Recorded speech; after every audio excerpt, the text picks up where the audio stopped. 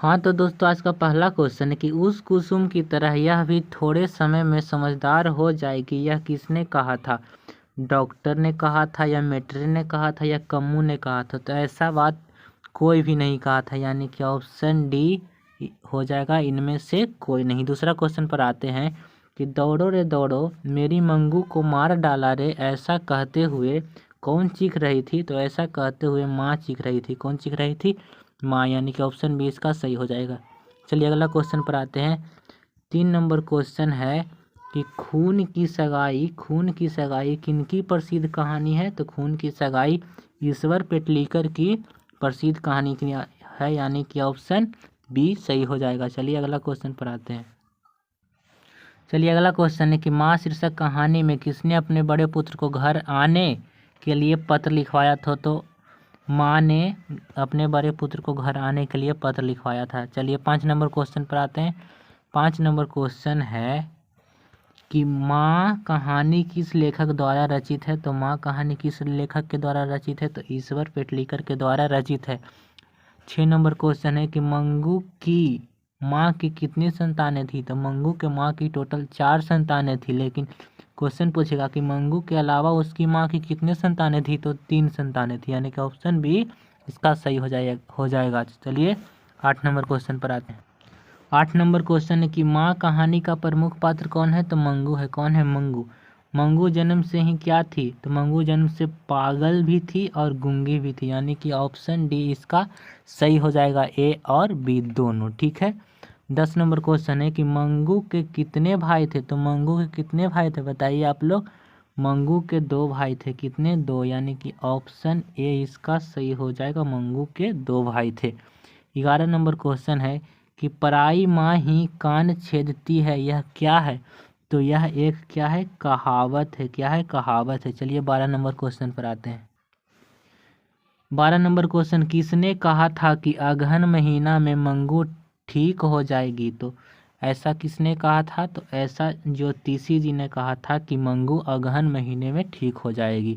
चलिए 13 number question है कि माँ के लिए कौन सा माह आराध्य देव बन गया था? तो कौन सा माह माँ के लिए आराध्य देव बन गया था? तो अगहन के महीना माँ के लिए आराध्य देव बन गया था, यानी कि ऑप्शन बी इसका सही हो जाएगा। चलिए 14 नंबर क्वेश्चन पर आते हैं। 14 नंबर क्वेश्चन कि मंगू कब से पागल है? तो मंगू जन्म से ही पागल थी, यानी कि ऑप्शन डी इसका सही हो जाएगा। चलिए अगला क्वेश्चन पर आते हैं। कन्या विद्यालय में पढ़ने वाली लड़की जो बाद में पागल हो गई, उसका नाम क्या था? तो उसका नाम क्या था आप लोग बताइए। उसका नाम क्या था? ऑप्शन ए कुसुम था। क्या था? कुसुम था। चलिए 16 नंबर क्वेश्चन पर आते हैं। 16 नंबर क्वेश्चन है कि माँ कहानी किस भाषा में अनुदित है? तो माँ कहानी कौन सा भाषा में अनुदित है? तो माँ कहानी गुजराती भाषा में अनुदित है, यानी कि ऑप्शन बी इसका सही हो जाएगा। चलिए अगला क्वेश्चन पर आते हैं। अगला क्वेश्चन है कि मंगू की माँ अस्पताल को किसकी उपमा देती है? तो मंगू की माँ अस्पताल को गौशाला की उपमा देती है। किसकी? गौशाला की। चलिए अगला क्वेश्चन पर आते हैं। अगला क्वेश्चन है कि ईश्वर पेटलीकर किस भाषा के कथाकार यानी कि लेखक हैं? तो ईश्वर पेटलीकर गुजराती भाषा के कथाकार हैं। चलिए 19 नंबर क्वेश्चन पर आते हैं कि मंगू को लोग कहाँ भर्ती करने की सलाह देते थे? तो मंगू को सभी लोग अस्पताल में भर्ती करने की सलाह देते थे, यानी कि ऑप्शन डी इसका सही हो जाएगा। चलिए अगला क्वेश्चन पर आते हैं।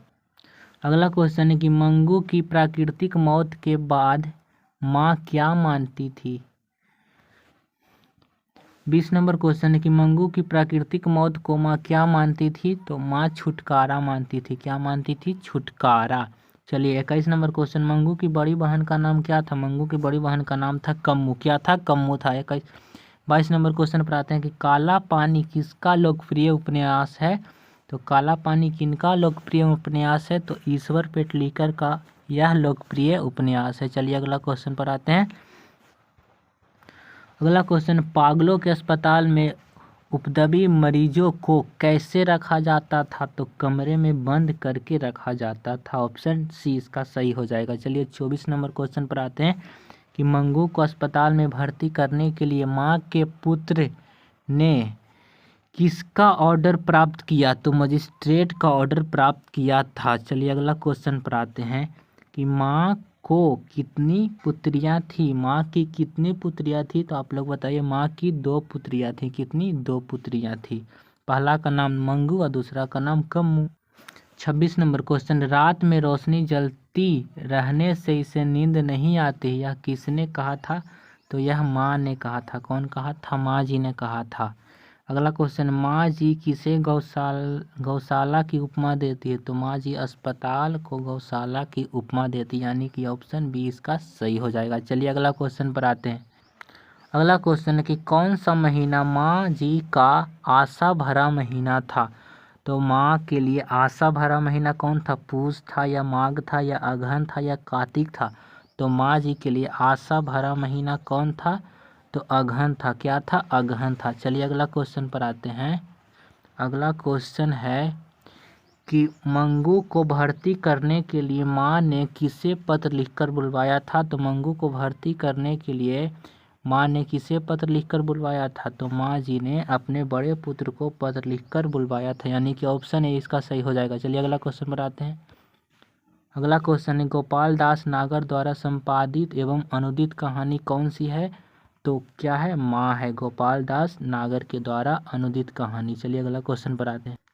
अगला क्वेश्चन, खून की सगाई किनकी कहानी है? तो खून की सगाई ईश्वर पेटलीकर की कहानी है। चलिए अगला क्वेश्चन पर आते हैं। अगला क्वेश्चन है अपने पुत्रों के बालक उन्हें बिल्कुल अच्छे नहीं लगते हैं और पगली मंगू को छाती से अलग नहीं करती, ऐसा किसने कहा था?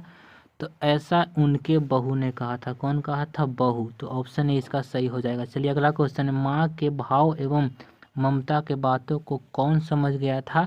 तो उसका पुत्र समझ गया था माँ के भाव और उसकी ममता को। चलिए अगला क्वेश्चन है कि मंगू 14 वर्ष की कब हो जाती है? तो मंगू 14 वर्ष की कब हो जाती है? तो मंगू अगहन के महीने में 14 वर्ष की हो जाती है, यानी कि ऑप्शन बी इसका सही हो जाएगा। चलिए अगला क्वेश्चन है कि मंगू के बड़ी बहन की शादी कब हुई थी? तो 16वां वर्ष मंगू के बड़ी बहन यानी कम्मू की शादी हुई थी। चलिए अगला क्वेश्चन पर आते हैं। अगला क्वेश्चन है कि मंगू के दोनों भाई कहाँ काम कमाते थे? मंगू के दोनों भाई कहाँ कमाते थे? इसका आंसर क्या हो जाएगा? तो इसका आंसर हो जाएगा शहर में। कहाँ कमाते थे? शहर में। अगला क्वेश्चन कि अस्पताल में कुसुम को बांध कर रखा जाता था, ऐसी खबर किसको मिला? ऐसा खबर किसको मिला था? तो ऐसा खबर माँ जी को मिला था। किसको मिला था? माँ जी को। चलिए अगला क्वेश्चन पर आते हैं। अगला क्वेश्चन है किसको देखने के लिए सारा गांव उमड़ पड़ा था? तो किसको देखने के लिए सारा गांव उमड़ पड़ा था? तो कुसुम को। किसको? कुसुम को देखने के लिए सारा गांव उमड़ पड़ा था, यानी कि ऑप्शन ए इसका सही हो जाएगा। चलिए अगला क्वेश्चन पर आता है। अगला क्वेश्चन है कि माँ ने अस्पताल का हाल चाल किससे पूछा था? तो माँ ने अस्पताल का हाल चाल कुसुम से पूछा था। किससे? कुसुम से। अगला क्वेश्चन है कि माँ मंगू को कब अस्पताल में भर्ती कराना चाहती थी? जाड़े में या वर्षा में या गर्मी में या बसंत में? तो इसका आंसर हो जाएगा गर्मी में, यानी कि ऑप्शन सी इसका सही हो जाएगा। चलिए अगला क्वेश्चन, माँ जी कहाँ से फिसल गई थी? अगला क्वेश्चन है कि माँ जी कहाँ से फिसल गई थी? तो माँ जी ड्योढ़ी से फिसल गई थी। कहाँ से? ड्योढ़ी से। इसका आंसर हो जाएगा ए। चलिए अगला क्वेश्चन पर आते हैं। अगला क्वेश्चन है कि मंगू रेलवे स्टेशन कैसे गई? मंगू रेलवे स्टेशन कैसे गई थी? तो मंगू रेलवे स्टेशन बैलगाड़ी से गई थी। किससे? बैलगाड़ी से। चलिए अगला क्वेश्चन और आज का लास्ट क्वेश्चन है कि रात में 4-5 बार जांच की जाती है, ऐसा किसने कहा था? ऐसा किसने कहा था कि रात में 4-5 बार जांच की जाती है? तो ऐसा परिचारिका जी ने कहा था। कौन कहा था? परिचारिका जी ने कहा था। तो आज हम लोगों का 10th क्लास हिंदी वर्णिका का तीसरा कहानी माँ का सारा important VVI objective question clear हो गया है।